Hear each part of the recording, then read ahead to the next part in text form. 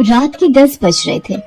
हर ओर सन्नाटा था, लेकिन रात के इस सन्नाटे में गर्ल्स हॉस्टल से एक लड़की बाहर निकलती है। उसके सैंडल की खटखट की आवाज से वो सन्नाटा टूटता है। बाहर उसके इंतजार में एक आदमी अपनी बड़ी और लंबी सी कार में बैठा हुआ है। वो उसकी कार के पास जाती है और उसके शीशे पर नॉक करती है। शीशा खुलता है। लड़की अंदर बैठे शख्स से पूछती है, दिवाकर मित्तल? अंदर बैठा आदमी सहमति में अपना सिर हिलाता है। फिर वो लड़की, जिसका नाम शोभा था, वो उसकी गाड़ी में उसकी बगल वाली सीट पर बैठ जाती है। दिवाकर मित्तल उसके चेहरे की ओर मुस्कुराकर देखता है और कहता है, जैसा सुना था वैसे ही हो तुम, बहुत तीखी, लाल मिर्च की तरह। दिवाकर मित्तल के पैर कार के एक्सीलेटर पर जाते हैं और पल भर में कार हवा से बातें करने लगती है। थोड़ी देर बाद वो कार शहर के एक सबसे बड़े 5 स्टार होटल में प्रवेश करती है। दिवाकर मित्तल पार्किंग में अपनी कार लगाता है और होटल के रिसेप्शन पर जाता है और अपनी प्री बुकिंग के बारे में बताता है। दिवाकर अपने रूम की चाबी लेता है और शोभा के साथ उस कमरे में जाता है। दिवाकर दरवाजा बंद करता है और शोभा से पूछता है, कुछ लोगी तुम, पीने या खाने में? आप जो भी मंगा लीजिए। दिवाकर होटल के कमरे में लगे फोन से रिसेप्शन पर कॉल करके अपना ऑर्डर देता है। थोड़ी देर में वेटर ऑर्डर लेकर आ जाता है। वे दोनों खाने के साथ साथ थोड़ा थोड़ा पीते भी हैं और फिर दिवाकर और शोभा एक दूसरे में खो जाते हैं। सुबह जब शोभा की नींद खुलती है तो दिवाकर वहां नहीं होता है। उसके तकिए के नीचे नोटों की गड्डी रखी होती है। वो गड्डी को उठाती है, फिर होटल के बाहर आती है। बाहर आकर वो एक कैब बुक करती है और उसमें बैठकर गर्ल्स हॉस्टल की ओर निकल जाती है।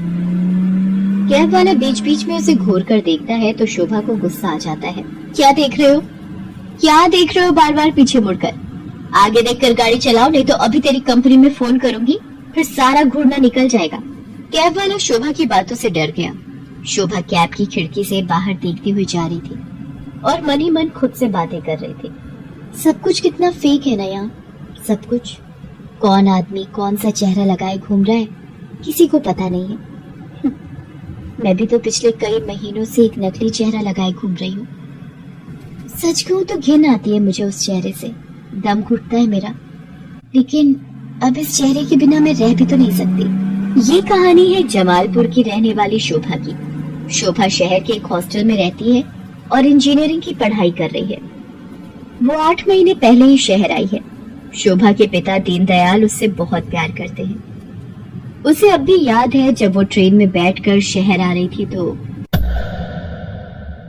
क्या बाबा, आप इस तरह बच्चों की तरह रोएंगे तो मैं शहर कैसे जाऊंगी?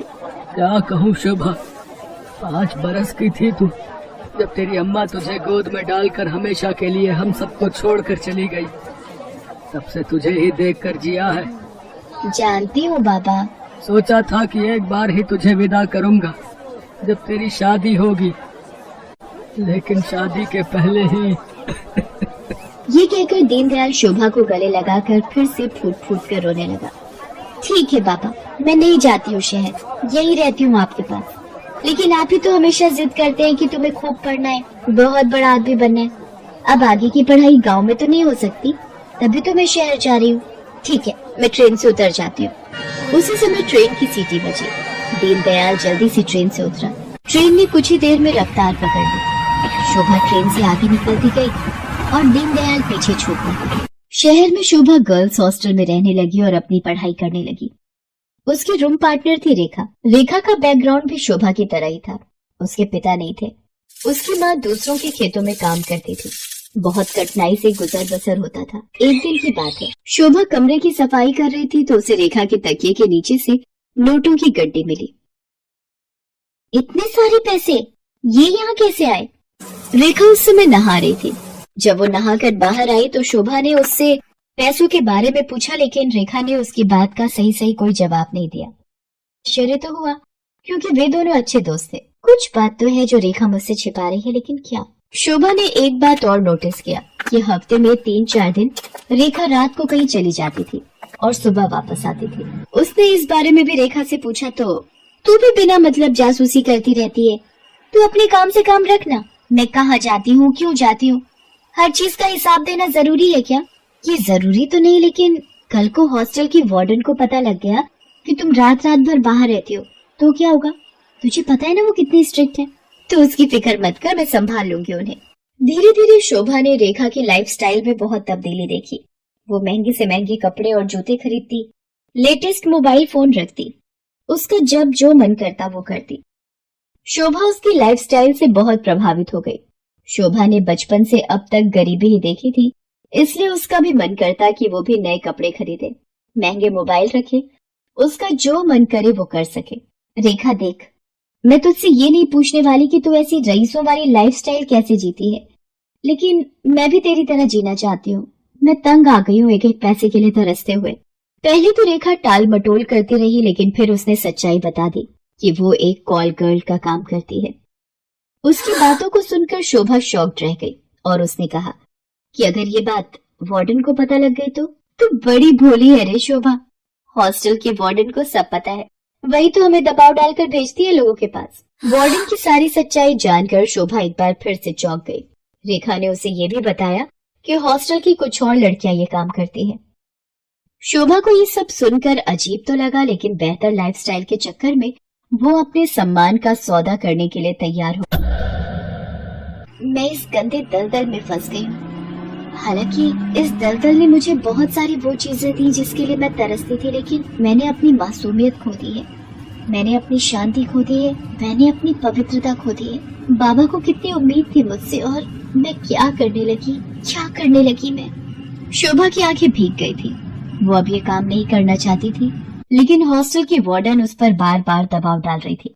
देख शोभा, जल में रहकर मगर से बैर मत कर, और हाँ, ये सती सावित्री बनने का नाटक छोड़ और जो बोलती हूँ वो कर। शोभा ने वार्डन को फिर से इनकार कर दिया। गुस्से में वार्डन ने उससे कहा, देख शोभा, तेरा इनकार तेरे भविष्य के सारे रास्ते बंद कर देगा। मेरी एक शिकायत पर कॉलेज से भी तुझे निकाल दिया जाएगा, और तुझे मैं इतना बदनाम करवा दूंगी कि इस शहर तो क्या, तू कहीं भी किसी को मुंह दिखाने के लायक नहीं रहेगी। शोभा उस रात हॉस्टल से निकली तो जरूर, लेकिन उसने कुछ तय कर लिया था। वो हॉस्टल से निकलकर सीधा पुलिस स्टेशन पहुंची और इंस्पेक्टर नाज़नीन को हॉस्टल और वार्डन की सारी सच्चाई बता दी। शोभा की बात सुनकर नाज़नीन शॉक्ड रह गई। शर्म आ रही है मुझे तुम पर और उन सभी लड़कियों पर जो अच्छी लाइफस्टाइल के चक्कर में शॉर्टकट अपनाती हैं और अपने सम्मान का सौदा करती हैं, और तुम जैसे मासूम लोगों का फायदा तुम्हारी वार्डन जैसे लोग उठाते हैं। मुझसे बहुत बड़ी गलती हो गई इंस्पेक्टर नाज़नीन। मुझे खुशी है कि तुम्हें अपनी गलती का एहसास तो हुआ, लेकिन ये गलती कोई और न करे और तुम्हारी वार्डन किसी और का फायदा न उठाए। इसके लिए इस पूरे रैकेट को तोड़ना पड़ेगा।